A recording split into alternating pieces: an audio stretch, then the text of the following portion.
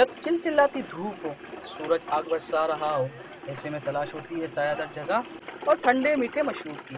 अगर देहात का मकबूल मशरूब शहर में ही मिल जाए तो उसकी ठंडक और मज़ा गर्मी को भुला देता है। ये गर्मी में सस्ता शरबत मिल जाता है।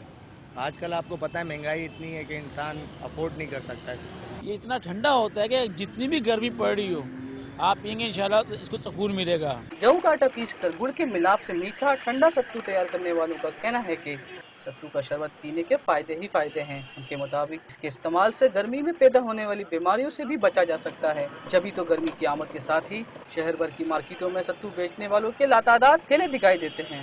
ये गर्मी के अंदर की जो गर्मी जितनी गर्मेश हो ना, ये ठंडक पहुँचाता है। और ये जो ये ज़्यादातर अक्सर ये मजदूर लोग ये पीते, ये सत्तू इसमें गुड़ डालते हैं और जौ डालते हैं।